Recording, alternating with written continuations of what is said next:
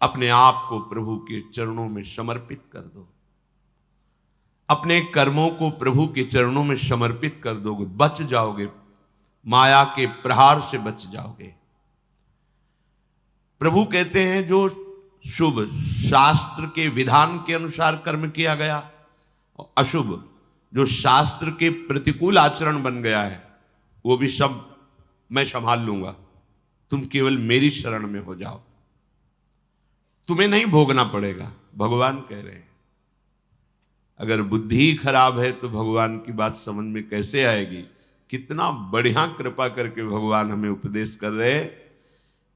अगर शास्त्र प्रतिकूल भी आचरण हो गए तो तू चिंता मत कर, मेरी शरण में आ जा। अनंत माताओं जैसा दुलार लेकर प्रभु, पर अपने लोग ऐसे मूढ़ हैं, ऐसी मलिन बुद्धि है कि इस बात को हम समझते ही नहीं। मैं कर लूंगा, मैं सुखी हो जाऊंगा, मैं अभी तक ये किया है आगे भी ऐसा करूंगा। व्यर्थ का अभिमान पतन का मार्ग पुष्ट करता है। श्री भगवान कह रहे हैं संन्यास योग का तात्पर्य होता है भगवान के चरणों में समर्पण करना, अर्पण करना। जब सब कुछ तू मेरे को अर्पण करेगा तो तू मुक्त हो जाएगा, जीवन मुक्त, और जीवन मुक्त परमानंद का अनुभव करता है। ये फल है। तत्कुरुष मदर्पणम, जो भी तू कुछ कर रहा है, यत करोषि, मेरे को अर्पण कर दे। बचा रहे हैं भगवान, बच जाओ। कर्म दोष, कर्म बंधन, जन्म मृत्यु, इससे बिल्कुल बचने का उपाय भगवान बता रहे हैं। पर इतनी मलिनता है हमारी बुद्धि में कि अभी सुनेंगे फिर भूल जाएंगे। अर्पण करने की भावना ही नहीं बन पा रही। एक स्थिति आती है जिसमें अर्पण करने का भी भाव नहीं रह जाता, क्योंकि अर्पण करने वाला ही नहीं बचा तो क्या अर्पण करें। वो एक स्थिति है, इसे बुद्धिवाद से लेकर के ना चले, नहीं तो स्थिति नहीं प्राप्त होगी, केवल बातें रहेंगी। हमारी स्थिति है शरीर में, शरीर संबंधियों में, भोगों में। देख लो तो आपको अभी ये अनुभव करना चाहिए कि अभी अहंकार है, देहाभिमान है, कर्तृत्व भोक्तृत्व भाव है, तो समर्पण वृत्ति में आओ। हर कर्म प्रभु को समर्पण करो, हर क्षण प्रभु को समर्पण करो, प्रभु के आश्रित हो जाओ। श्री भगवान कह रहे हैं हमारा सबके प्रति समभाव है। समोहम सर्वभूतेषु न मे द्वेष्योस्ति न प्रियः ये भजन्तु माम भक्त्या मयि ते तेषु चाप्यहम्। बहुत अमृतमयी बात श्री भगवान कह रहे हैं। समोहम सर्वभूतेषु, मैं बराबर सब में विराजमान हूं, चाहे जड़ हो, चैतन्य हो, पापी हो, पुण्यात्मा हो, कोई भी हो। विद्या विनय संपन्ने ब्राह्मणे गविहस्तनी स्वनीचय सुपाके चा पंडिता समदर्शिना। जो भगवान का भजन करते हैं तो भगवान का प्रभाव स्वभाव उतरता है, वही उनका स्वभाव हो जाता है। जैसे भगवान समदर्शी, ऐसे भगवान का भक्त समदर्शी हो जाता है। निरपेक्षम मुनिम शांतम निर्वैरम समदर्शिना। यहां भगवान समोहम सर्वभूतेषु, स्थावर जंगम, पवित्र अपवित्र, देवता मनुष्य, कोई भी, सब में भगवान समान रूप से विराजमान है। न मे द्वेष्योस्ति न प्रियः, मेरा कोई द्वेष का पात्र नहीं है और न मेरा कोई प्रिय है। ये भगवान का सिद्धांत है। आगे की जो बात कह रहे हैं वो बहुत मीठी बात कह रहे हैं। मेरा स्वभाव है समदर्शी, ना कोई मुझे प्रिय है ना कोई अप्रिय है, ना मेरा कोई द्वेष का पात्र है ना कोई प्रिय पात्र है। पर ये भजन तो माम भक्त्या, जो मुझे भाव से बजते हैं मैं पक्षपात ले लेता हूं उनका। ये खास बात है। बस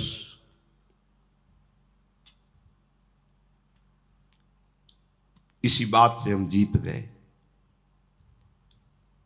अगर केवल हिसाब हो तो हम कभी भगवत प्राप्ति नहीं कर सकते, कि तुम जो करोगे वही तुम्हें मिलेगा, तो हम कभी भगवत प्राप्ति के लायक ही नहीं हो सकते। बस ये बात हमें जिता देती है।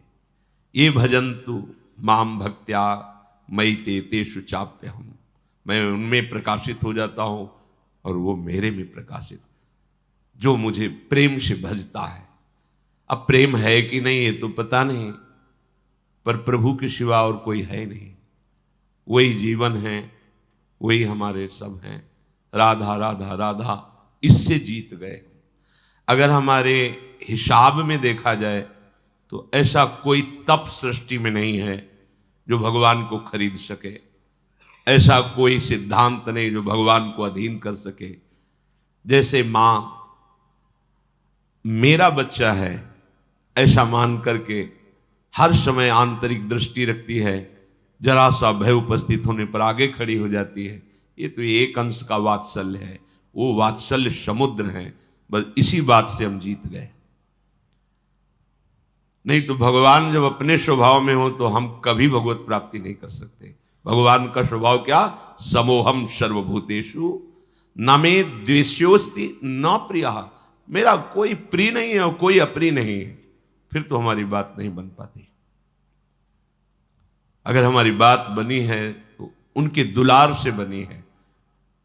उनका दुलार कैसे अनुभव में आया, कैसे आता है? अपनापन करने से। मेरे प्रभु जैसे भी है हम आपके हैं नाथ, अब आपके सिवा हमारा कोई सहारा नहीं। और ये बात जब वाणी से हृदय में उतर जाती है तो फिर जो चमत्कार जीवन में होता है वो किसी और साधन से नहीं होता है। मृत्यु से बचने के लिए बड़े बड़े उपाय किए जाते हैं। जब हार हो जाती है उपायों की, तब ये बात ध्यान आती है कि है कोई ऐसा जो मुझे बचा सकता है। नहीं, जीव का ऐसा स्वभाव बन गया है कि वो पहले भगवान की शरण होता ही नहीं है। वो जब तक हार नहीं जाता तब तक भगवान की शरण नहीं होता है। ये पक्की बात है, ये स्वभाव है उसका। आखिरी दम तक वो तिनके का भी सहारा लेने की कोशिश करेगा। जब तिनके का भी सहारा नहीं रह जाता तब वो हारे को हरिनाम, तब वो सहारा लेता है। अगर पहले ही ले ले तो हारना ना पड़े, उसे विपत्तियों का सामना ना करना पड़े। एक बार देवताओं ने देखा कि युद्ध में जितने असुर मारे जाते हैं, दैत्य, उन सबको भगवान शुक्राचार्य जी के पास संजीवनी विद्या है। विद्या का प्रयोग किया, तत्काल जीवित हस्त पुष्ट। भगवान बृहस्पति जी के पास ये विद्या नहीं। जितने देवता मारे जाते वो अंग भंग वैसी स्थिति में रहते, मृत तो मृत। भगवान बृहस्पति जी के पास ये विद्या थी नहीं, भगवान शुक्राचार्य जी के पास। देवताओं ने बृहस्पति जी को अपना गुरु माना और दैत्यों ने शुक्राचार्य जी को गुरु माना। अपने गुरुदेव की कहीं भी लघुता मन में भी नहीं आनी चाहिए। इसलिए देवताओं ने कभी बृहस्पति जी से ये प्रार्थना भी नहीं की कि आप संजीवनी विद्या सीख लीजिए, हम लोगों को जिलाने, कभी प्रार्थना नहीं की। गुरु महिमा है। पर उनके बड़े पुत्र का नाम कच्छ था। उनसे बात की कि आप हमारे गुरु पुत्र हैं और हमारे ऊपर सबसे बड़ी संकट की बात है कि कोई साधन नहीं है जिससे हम अमर हो सके। और शुक्राचार्य जी के पास साधन है, संजीवनी विद्या। कोई भी असुर नहीं, जो भी मरा उसको तत्काल जीवित कर दिया। अगर आप जाएं भगवान शुक्राचार्य जी के पास और शिष्यत्व स्वीकार करें और उनको प्रसन्न कर लें तो आप अधिकारी हैं, आपको वो संजीवनी विद्या दे सकते हैं एक जीवन को जिलाने के लिए। अपनी जो पराविद्या है, ये जन्म मरण का चक्र ही रोक करके श्री जी के पास प्राप्ति कराने वाली ये पराविद्या है। जिनसे संजीवनी विद्या प्रकट हुई है उनकी भी संजीवनी है हमारी लाडली जो। जय श्री हरिवंश मदन सर जर्जर विथिकित श्याम सजीवन मूली। दिव्य प्रमोद रससार निजांग संग पीयूष बीच निचय रविसेचयंती कंदर्प कोटि सर मूर्छित नंद सोनु संजीवनी जयति कापि निकुंज देवी। ये जो अपने पास विद्या है ना, ये परा विद्या है, करोड़ों संजीवनी विद्या इसके समान नहीं। क्योंकि हमारी लाडली जो अनंत ब्रह्मांडों के ईश्वर भगवान श्री कृष्ण की भी संजीवनी मूरी है। संजीवनी जयति कापि निकुंज देवी। देवराज इंद्र ने जब हाथ जोड़ करके प्रार्थना की, बृहस्पति भगवान के बड़े पुत्र कच्छ अभी 9 किशोर अवस्था को प्राप्त हुए थे, उन्होंने कहा कि आप सब हमारे सम्माननीय हैं और आप हमको हमारे पिता बृहस्पति के समान आदर दे रहे हैं। अब हमारा कर्तव्य बनता है आपकी रक्षा करना। हम जा रहे हैं पर बड़ा संकटपूर्ण कार्य है, क्योंकि कोई भी दैत्य बर्दाश्त नहीं करेगा। हो सकता है मेरी मृत्यु भी हो जाए, पर आपके हित के लिए मैं मृत्यु का भी वरण कर लूंगा। जो संत स्वभाव के होते हैं उनका प्रभाव यही होता है कि वो अपनी हानि करके दूसरे का परम लाभ करना निश्चित करते हैं, और जो अशंत स्वभाव के होते हैं वो दूसरे की हानि करके अपना लाभ सोचते हैं। कच्छ ने सब देवताओं को आश्वासन दिया, अगर जीवित रहा तो संजीवनी विद्या लेके ही आऊंगा, और ना जीवित रहा तो फिर बात अलग है। इसमें परहित की भावना बहुत जोर की। परहित की भावना जहां होती वहां भगवान रक्षा करते हैं। स्वसुख वांछा जहां होती वहां आसुरी भाव होता है, राक्षसी भाव होता है, फिर वहां दुर्गति होती है। श्री महान महिमा में भगवान के पिता होने का सौभाग्य जिन्हें प्राप्त हुआ दशरथ जी महाराज, उनको वो परम लाभ जो गीधराज जटायु को मिला नहीं मिला। पंख कटे हुए रावण के अस्त्र से तड़प रहे, प्राण कंठ में है, बस चितवत राम चरण की रेखा। आगे पड़ा जटायु देखा, चितवत राम चरण की रेखा। भगवान ने गोद में लेकर पिता की तरह उनका तर्पण आदि किया। वो जानता था कि मैं रावण से जीत नहीं सकता, पर जानकी का विलाप सुन करके पूरे बल से आक्रमण किया दशानन के ऊपर, और इस गति को प्राप्त तो भगवान के सामने ही गीध देह का त्याग करके हरि रूप होकर भगवान के नित्य साकेत धाम को गया। परहित सबसे बड़ा धर्म है, परहित सरिष धर्म नहीं भाई। और यहां स्वसुख वांछा से ही हमारी सारी चेष्टाएं होती हैं। इसीलिए आनंद की तो बात जाने दो, शोक भय संताप छोड़ ही नहीं रहा है। कच्छ जी दैत्यों की सभा में विराजमान भगवान शुक्राचार्य जी के पास गए, उन्हें प्रणाम किया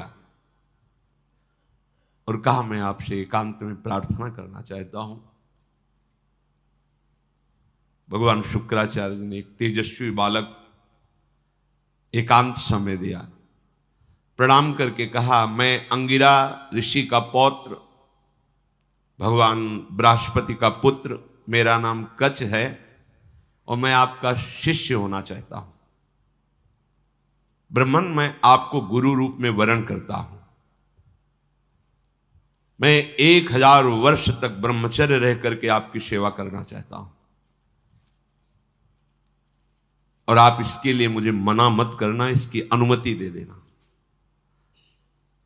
शुक्राचार्य जी ने कहा, कच्छ सुस्वागतम तेस्तु प्रतिगृहणामि ते वचः अर्चयिष्येह मर्च्यम त्वामर्चितोस्तु बृहस्पति। मुझे बहुत प्रसन्नता हुई। कच्छ, तुम्हारे संकल्प का हम स्वागत करते हैं। शिष्य कौन है, किनका है, किस पक्ष का, ये नहीं देखा जाता। यदि वो शिष्यत्व स्वीकार कर रहा है और उसमें वो लक्षण हैं तो बिना किसी संकोच के, बिना कोई विचार के उसको स्वीकार कर लिया जाता है। ये धर्म की मर्यादा है। उसमें फिर नहीं देखा जाता आप कौन, कहां के, कैसे, नहीं। आप में आर्त भाव है, शरणागत होना चाहते हैं, वो स्वीकृत है। मैं तुम्हें स्वीकार करता हूं। तुम्हारा ये जो संकल्प है आदर का पात्र है। तुम्हारा सम्मान करना भगवान बृहस्पति का सम्मान करना है। तब कच्छ ने कहा कि आपने बड़ी हम पर कृपा कर दी। महाकांतिमान कच्छ बड़े ही सुंदर थे। उनके सामने जल लेकर संकल्प किया, 1000 वर्ष तक मैं अखंड ब्रह्मचर्य रहूंगा। शुक्राचार्य जी ने कहा मेरे ही भवन में तुम्हें अब रहना होगा और तुम प्रकाशित मत होइए कि मैं बृहस्पति पुत्र हूं, क्योंकि दैत्यों में देवताओं के प्रति द्वेष भाव है, वो अमंगल कर देंगे। और मेरी ये पुत्री देवयानी तुम्हारी ही अवस्था की है, नवकिशोर अवस्था ही, यौवन के पदार्पण की भूमिका को कहते हैं। तारुण्य प्रथमो प्रवेश समय, इसे किशोर अवस्था कहते हैं। तरुण अवस्था की प्रवेश की, अभी जवान नहीं कह सकते, वो प्रवेश स्थिति, ये बड़ी देव स्थिति होती है। तुम हमारी पुत्री का प्रिय करो, उसकी आज्ञा में रहो, अपना ही घर है, ऐसे निर्भय हो के रहो, पर बाहर सावधानी से ही निकलना, क्योंकि दैत्यजन ये जान न पावे कि तुम हमारे पास रहे हो। अभी कोई संजीवनी विद्या की बात भी नहीं की। देवयानी से कहा अब ये यही रहेंगे। 1000 वर्ष तक का इन्होंने नियम पूर्वक ब्रह्मचर्य का संकल्प लिया है। देवयानी जी ने स्वीकार किया उनको। वो सदैव देवयानी के सामने हाथ जोड़कर प्रणाम करना, उनकी आज्ञा में रहना, जैसे गुरु वैसे गुरुपुत्री, ऐसा भाव। 500 वर्ष व्यतीत हो गए ब्रह्मचर्य से रहते हुए और गुरु भवन में सेवा करते हुए। कोई नहीं जान पाया।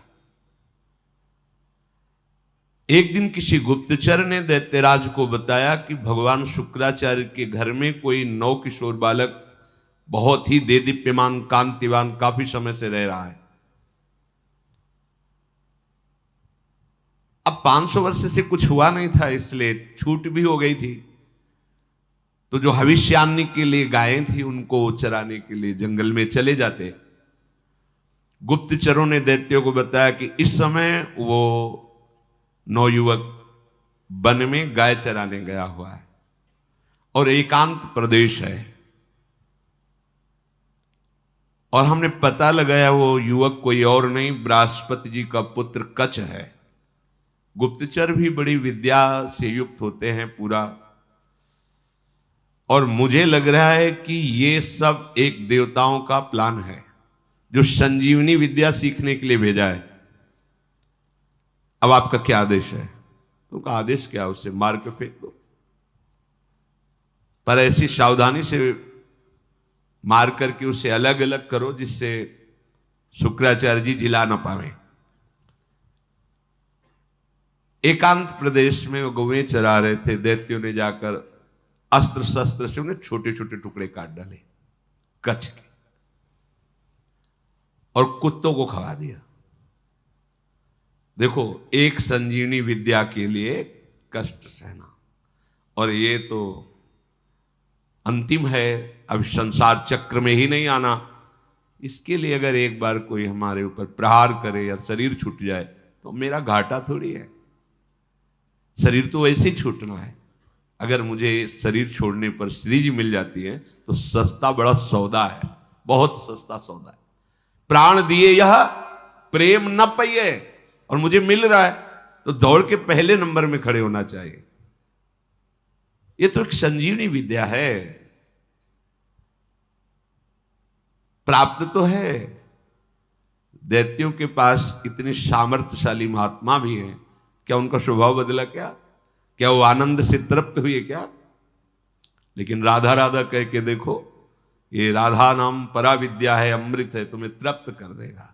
समस्त कामनाएं भस्म करके, कर्म बंधन से मुक्त करके, प्रेम में डुबोकर श्री जी के पास पहुंचा देगा, जहां ना आना है न जाना है, जहां पाना तो खूब है, न गैस बनेगी, न मल बनेगा, न मूत्र बनेगा। दिव्य, न बुढ़ापा है, न कोई पीड़ा है, न कोई रोग है, चिदानंद शरीर। कोई भय नहीं कि कभी हटा दिए जाएंगे, दूसरा आएगा तो हमारी जगह ले लेगा, ऐसा नहीं।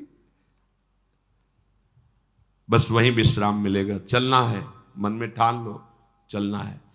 पर यह बात कि जिस मार्ग में हम चल रहे हैं उसमें फूल ही फूल नहीं मिलेंगे, शूल भी मिलेंगे। शूल को देख के डरना नहीं, वो शूल फूल बन जाएंगे। पर आप सोचो कि अब हम तो भजन में चले तो सब जयमाला पहनावे हमें, और हमें प्रणाम करें, नमस्कार करें, तो भूल जाना जब आप अच्छी चढ़ाई पर चढ़ रहे होंगे तो पैर पकड़ के घसीटने वाले हजारों दौड़ पड़ेंगे, पर आपको रुकना नहीं है। बल आपका श्री जी है, इसलिए कोई घसीट नहीं सकता, पर विघ्न बाधाएं आपको घेर लेंगी। किसी उत्तम वस्तु की प्राप्ति के लिए बहुत उसे छुपा के रखा जाता है, बड़े विघ्न रखे जाते हैं जिसे कोई अधिकारी ही प्राप्त कर पावे। उनको मार दिया, कच्छ को उनके शरीर के टुकड़े टुकड़े करके कुत्तों को खवा दिया। अब उस दिन गौवें बिना रक्षक के वापस आ गई। देवयानी जी ने देखा कि कच्छ तो आए नहीं, गौवें लौट आई। उन्होंने शुक्राचार्य जी से कहा कि भगवान, आपने अग्निहोत्र कर लिया, सूर्यदेव अस्ताचल को चले गए, गौवें वापस आ गई, पर कच्छ वापस नहीं आया।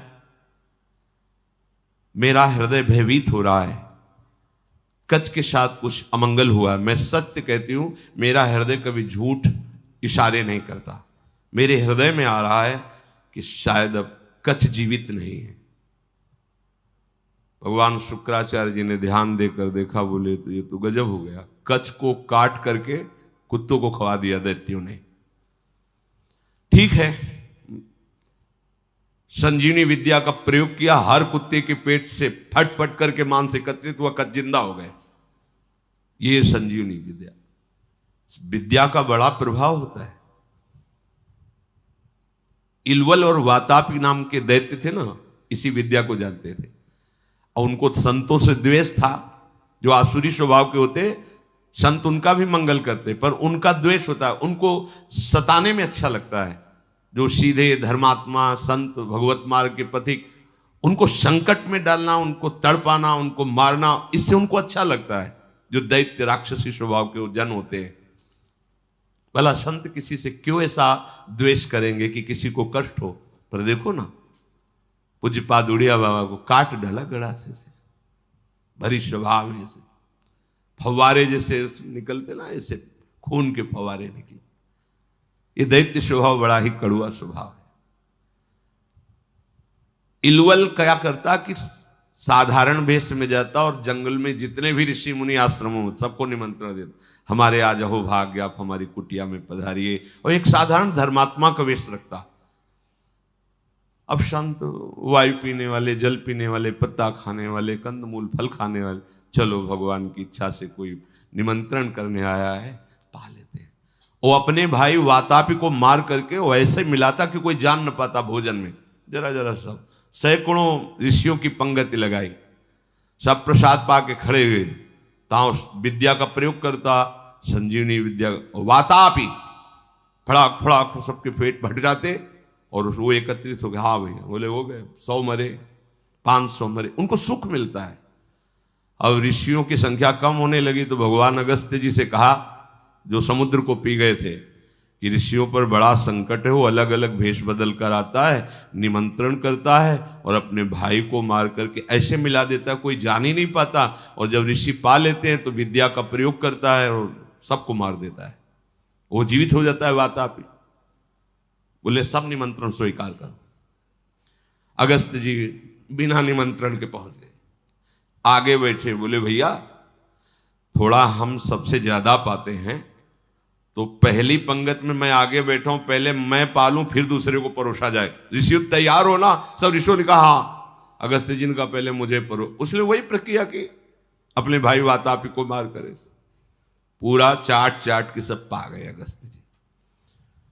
पाने के बाद आचमन किया, खड़े हुए तो उसने मंत्र संजीवनी विद्या पढ़ी और कहा वातापी, जे भी पुकारा सो अधोवायु ढर से निकाली। बोले गया तुम्हारा वातापी। अगस्त जी थे जो समुद्र को पी गए, समुद्र, अगाध समुद्र को पी गए। अधोवायु लिख बोले गया तुम्हारा वातापी। तुम साधारण सी सब पच गया, जितनी देर पाया उतने में हमारी जठरांग ने पचा करके हजम हो गया, खत्म तुम्हारा वातापी। कोई विद्या काम नहीं करती ब्रह्म विद्या के आगे, भगवत विद्या के आगे। भगवान बृहस्पति जी ने जो ही ध्यान किया, देखा कि वो तो कुत्तों के पेट में है, संजीवनी विद्या का प्रयोग किया, कुत्तों के पेट फटे और कच्छ जो है मांस जुड़ के पूरा जीवित होकर सामने आ गया। देखते ही देवयानी ने पूछा लौटने में विलंब क्यों कर दिया? तो उन्होंने कहा कि देवी मैं समिधा कुश और काष्ठ गुरु सेवा के लिए ला रहा था, तो एक वृक्ष के नीचे रुका, गौएं भी हमारे साथ थी, वहां कुछ असुरों ने मुझे घेर लिया और पूछा तुम कौन हो? तो मैंने बता दिया मेरा नाम कच्छ, मैं बृहस्पति का पुत्र हूं और भगवान शुक्राचार्य हमारे गुरु हैं, उनकी सेवा के लिए मैं सामग्री ले जा रहा हूं। तो उन्होंने मुझे मार दिया और मार करके कुत्तों को खवा दिया। मेरी स्मृति कभी भंग नहीं होती क्योंकि मैं अखंड ब्रह्मचारी हूं। ब्रह्मचर्य में बहुत बड़ी सामर्थ्य है जिसका महत्व तो आज नहीं समझा जा रहा है। अगर आपका शरीर स्वस्थ है, किसी औषधियों का सेवन नहीं हो रहा है संसारिक, और आप ब्रह्मचारी हैं, एक बार श्लोक पढ़ लीजिए, वो पूरा टेप हो जाएगा। दोबारा कोई बात सुननी नहीं पड़ती, एक बात सुन लिया पूरा दिमाग में बैठ जाएगा। भारी से भारी मेहनत करने पर कभी थकावट नहीं होगी। 2-4 दिन नींद ना आवे तो आपको परेशानी नहीं होगी, क्योंकि बहुत शीतलता, बहुत धैर्य, गंभीरता, ये सब ब्रह्मचर्य प्रकट कर देता है, तभी उपासना परिपक्व होती है। अब ब्रह्मचर्य नहीं तो स्मरण ही नहीं है, ना प्रभु का स्मरण है, ना अपने लक्ष्य का स्मरण है। जिधर जो प्रवाह हुआ उसी में बहते डोल रहे हैं। शरीर इतने क्षीण हो रहे हैं वासना के कारण कि कुछ भी प्रकृति की मार झेलने लायक ही नहीं रह गए।